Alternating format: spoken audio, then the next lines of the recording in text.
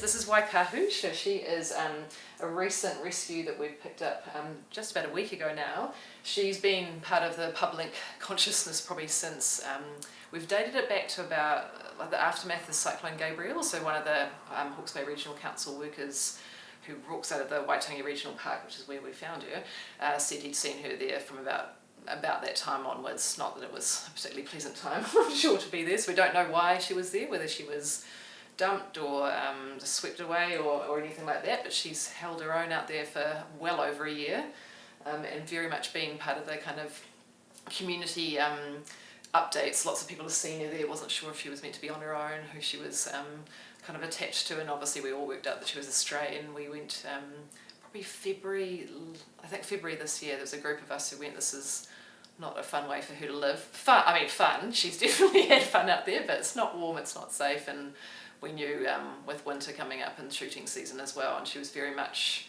on the other side of the bridge from Waitangi, which is actually where she gets her name from. So that's the Waikahu wetlands, but that is unfortunately part of the Waitangi Rifle Association shooting land. So we wanted to make sure she had a lovely, warm, safe home for winter, and we were really, really grateful to be successful in getting there. Hi. Yeah. Are you feeling a bit safer? Yeah, what a good girl.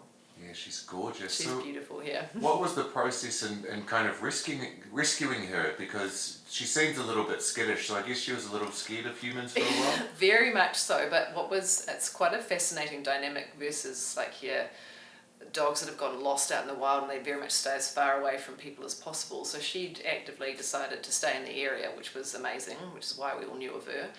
She'd been fed probably by the odd person, willingly or other, I'm not sure. She'd actually been amazingly swimming across the river to BioRich, which is the fertiliser plant, and supplementing her diet through there, which she's actually in very good condition. So whatever she was eating was doing well.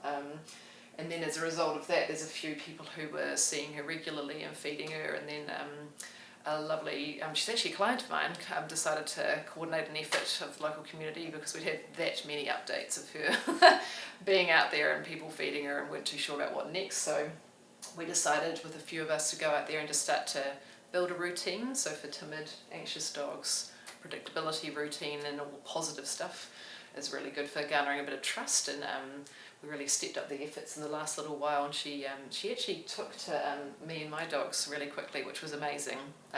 Really lucky that she decided that was quite a cool thing to do. And so we went out there and we'd kind of walk and she'd follow us and we'd leave some yummy treats behind, and then eventually on the days prior we decided to engage just the local, we told everyone locally just to make sure that they knew it was all happening safely and that was the plan, and had some lovely advice from SPCA, were fantastic with their support, lovely vet and things as well, and just I've actually just got a lovely little rescue video that we put together, which I'll share as well. But yes, please. Yeah, she just slowly was happy to kind of come closer and closer, and there's some little techniques that we use in the industry that help with anxious dogs, and I had some calming spray all over me, all over the blankets I had with me. Well done, darling. Here you go. Some yummy food, which the seagulls were quite keen to steal, which was proving to be a bit of a challenge. But yeah, we got there in the end, and we had a few, plans that we thought the outputs might be. You can never guarantee it's all going to go according to plan, but it was beautiful. I sort of crouched down at the end. We were out there for about nearly 4 hours, I think. And just at the very end, I said, "Oh look, I'll just go down and see if we can kind of get her to come a little bit closer." And she just came up and her little tail started wagging, and yeah, it's a bit of a tearjerker. Oh, wow. Very sweet and happy to be patted, which is amazing. Like, she hasn't been touched by anyone as far as we're aware for well over 14 months, and she was right in there. Yeah, happy for the little ear squiggles and chest rubs, and yeah, she did amazing. We managed to get a lead on her without any stress, which was good. So I'll see you.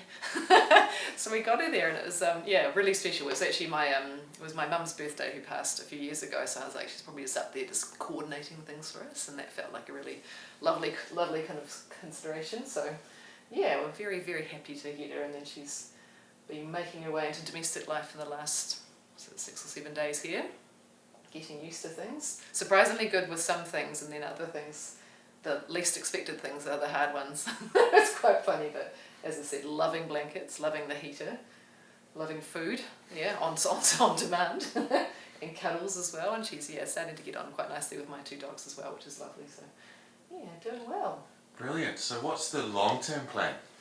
We kind of just have to take it at her pace, so I really want to make sure that with being reintegrated into domestic life, she's not feeling too contained. So that's probably been the hardest thing, is going from having all that wonderful freedom that she did have to being inside the house, and she's just had a spay as well, so obviously she's on she's on lockdown. But we are in such a beautiful part of Hawke's Bay where we don't have to go too far, and we can have a little walk around and just slowly see if we can kind of make some more positive experiences. So we've had a couple of friends come. Our cleaner was here this morning, and she was lovely with her. I had someone visiting today, and even with you, this is lovely, positive experience for her. Nothing bad happening, nothing to worry about. So we're just going to keep kind of working on it, and then decide what kind of home might look good for her.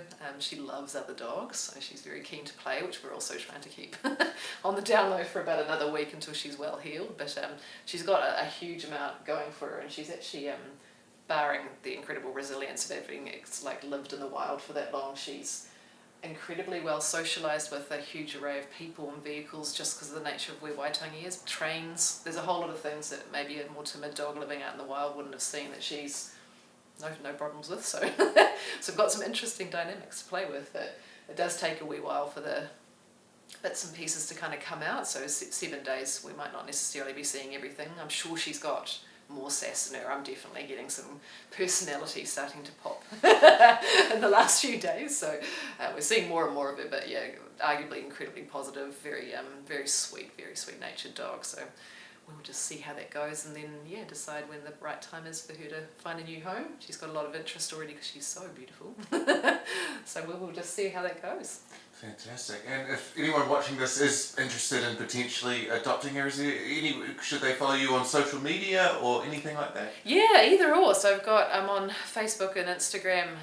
If you just look up my name, it's pretty easy to find, and or my website as well. If you just contact me directly, and that process will be quite slow as well. So even if you're super keen, we're going to have to put the brakes on, take it slowly. But the more she gets to meet you, and much like we did out at Waitangi, she's gotten on really well with my boyfriend over time, and it's just little slow steps towards it. But once she trusts you, she seems to like you a lot.